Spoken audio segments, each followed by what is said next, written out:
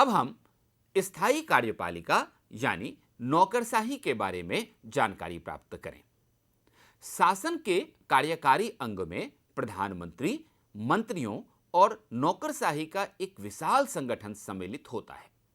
सैन्य सेवाओं में अंतर करने के लिए इसे नागरिक सेवा कहते हैं। सरकार के स्थायी और प्रशिक्षित अधिकारी नीतियों को बनाने और उसे लागू करने में मंत्रियों का सहयोग करते हैं। लोकतंत्र में निर्वाचित प्रतिनिधि और मंत्रीगण सरकार के प्रभारी होते हैं और प्रशासन उनके नियंत्रण में चलता है। संसदीय शासन में विधायिका प्रशासन को नियंत्रित करती है। यह मंत्री की जिम्मेदारी है कि वह प्रशासन पर राजनीतिक नियंत्रण बनाए रखें। भारत की प्रशासनिक मशीनरी राजनीतिक रूप से उत्तरदायी है।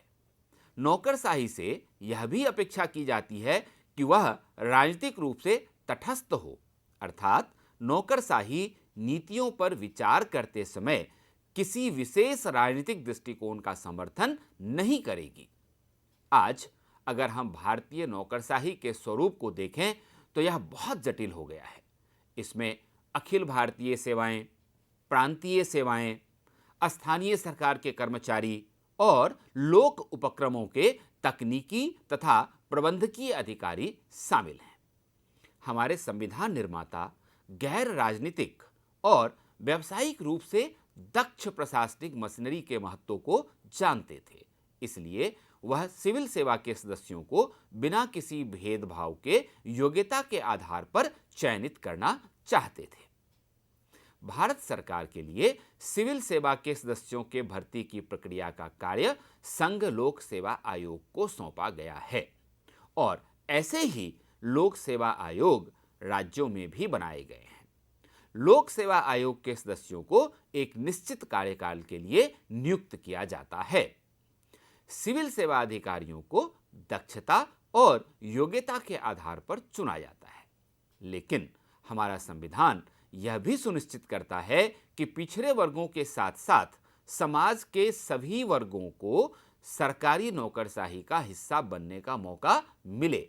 अतः संविधान में दलितों और आदिवासियों के लिए आरक्षण की व्यवस्था की गई है। साथ ही महिलाओं और अन्य पिछड़ी जातियों को भी आरक्षण दिया गया है। इन प्रावधानों से यह सुनिश्चित होता है कि नौकरशाही में सभी समूहों का प्रतिनिधित्व होगा। अब आप सिविल सेवाओं का वर्गीकरण देखें तो आपको पता चलेगा कि भारत में मुख्य रूप से 3 स्तर पर सिविल सेवाओं का वर्गीकरण हुआ है। पहला, अखिल भारतीय सेवाएं, जिसमें भारतीय प्रशासनिक सेवा और भारतीय पुलिस सेवा आती है। वैसे ही केंद्रीय सेवाएं हैं, जिसमें भारतीय विदेश सेवा और भारतीय राजस्व सेवा आती हैं। और प्रांतीय सेवाओं में विक्री कर अधिकारी की तरह के अधिकारी लोग आते हैं। नौकरशाही वह माध्यम है जिसके द्वारा सरकार की लोक हितकारी नीतियां जनता तक पहुंचती हैं। परंतु नौकरशाही इतनी शक्तिशाली होती है कि आम आदमी सरकारी अधिकारियों तक पहुंचने से डरता है।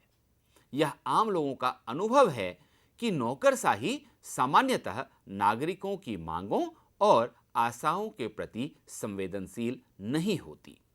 दूसरी ओर ज्यादा राजनीतिक हस्तक्षेप से नौकरशाही राजनीतिज्ञों के हाथ का एक खिलौना बन जाती है। अनेक लोगों का यह मानना है कि सरकारी कर्मचारियों को अपने कार्यों के संपादन में राजनीतिक हस्तक्षेप से बचाने की कोई व्यवस्था नहीं है। यह भी महसूस किया जाता है कि जनता के प्रति नौकरशाही का उत्तरदायित्व सुनिश्चित करने के लिए पर्याप्त प्रावधान भी नहीं है। पर यह आशा की जाती है कि सूचना का अधिकार जैसे कदम नौकरशाही को और अधिक उत्तरदायी और संवेदनशील बना सकेंगे।